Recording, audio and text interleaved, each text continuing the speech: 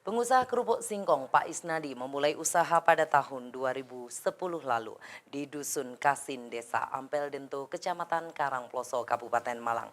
Usaha kerupuk mentah berbahan singkong ini dikirim ke Surabaya berbentuk bahan yang siap diolah. Saat ini terkendala soal pemasaran. Simak liputannya berikut ini.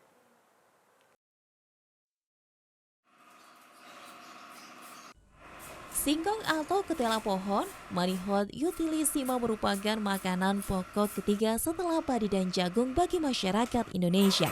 Khususnya di daerah tropis, tanaman ini bisa tumbuh di sepanjang tahun dan memiliki daya adaptasi tinggi di setiap kondisi jenis tanah. Adapun kandungan pada tanaman ini merupakan kandungan kimia dan zat gizi berupa karbohidrat, lemak, protein, serat makanan, vitamin B1, mineral, dan masih banyak lagi kandungan yang bermanfaat bagi kesehatan. Masyarakat juga banyak memanfaatkan seluruh bagian tanaman ini, mulai dari buah, batang, daun, serta kulitnya. Banyaknya industri rumahan di Kabupaten Malang kian menjamur, salah satunya industri rumahan milik Bapak Isnadi yang sudah puluhan tahun menekuni usaha pengolahan singkong untuk dijadikan bahan dasar kerupuk singkong. Usaha industri rumahan ini dimulai sejak tahun 2010 yang berada di Dusun Kasin, Desa Ampel Bento, Kecamatan Karangploso, Kabupaten Malang. Isnadi, seorang lelaki setengah baya selama sekian tahun, masih bertahan menekuni usaha pengolahan singkong bersama beberapa karyawannya. Bahan singkong ia dapatkan dari petani langsung dengan harga per kilonya 1.400 di daerah sekitarnya, juga luar daerah apabila kehabisan pasokan di desanya. Adapun proses pengolahan singkong di tempat Pak Isnadi ini memproduksi sebagai bahan mentah berupa cecek kerupuk yang dicampur dengan tepung tapioka. Mulai dari bahan baku hingga menjadi cecek atau bahan kerupuk yang siap diolah dengan berbagai rasa oleh pengepul dari Surabaya. Saat ditemui di tempat pengolahannya, ia sedikit menjelaskan tentang proses pengolahan dari singkong untuk menjadi bahan kerupuk ini membutuhkan waktu sekitar 4 hari. Nah, ternyata tidak semudah saat kita memakan kerupuknya ya sobat. Proses awal dimulai dari pengupasan bahan terlebih dahulu yang dilakukan oleh Pak Isnadi, sementara karyawan lainnya menyiapkan proses lainnya, seperti membersihkan hasil kupasan serta menyiapkan adonan dari singkong yang sudah diperhalus dengan mesin. Juga ada sebagian yang sibuk menyiapkan hasil adonan untuk segera dipotong sebagai kerupuk. Namun terlebih dahulu semua itu menunggu hasil adonan yang sudah dimasak beberapa hari sebelumnya hingga sampai ada proses penghalusan lagi dan siap untuk dicetak secara manual sebagai cecek kerupuk. Tak hanya itu saja, selanjutnya proses akhir adalah penjemuran yang dilanjutkan dengan pengemasan yang siap untuk dikirim atau diambil oleh pengepul langganannya.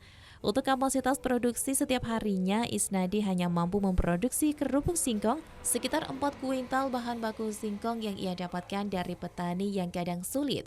Sementara untuk menjadi olahan cecek kerupuk terbagi menjadi 2 jenis kerupuk dengan ukuran yang berbeda serta harga yang berbeda pula. Untuk ukuran cecek kerupuk yang besar ia bandrol dengan harga Rp64.000 per bal, satu bal berukuran 5 kg, sedangkan yang ukuran kecil Rp65.000 per bal.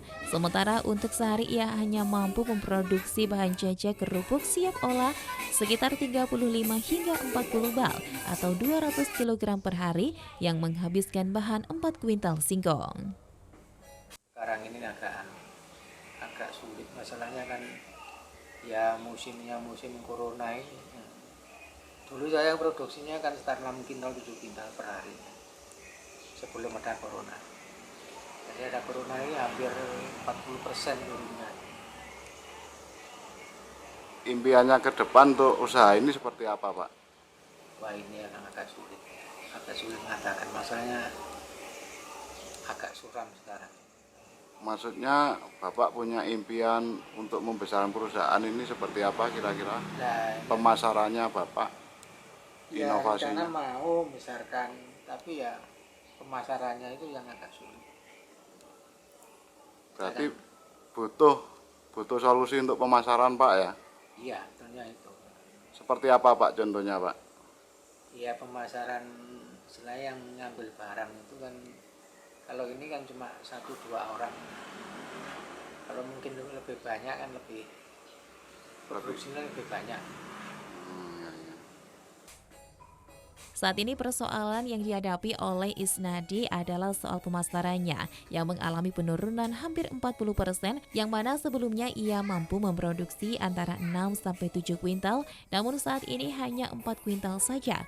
Disebabkan karena sistem pemasaran selama ini hanya 1-2 orang pengepul saja, selain dari Surabaya, juga orang lokalan yang hanya mengambil untuk beberapa bal saja. Isnadi ingin memperbesar usahanya ke depan apabila menemukan solusi pemasaran yang tepat sesuai dengan impiannya, agar bisa memproduksi lebih banyak lagi, agar bisa mempekerjakan orang di sekitarnya. Dari Kabupaten Malang, Saiful Akbar, ATV melaporkan.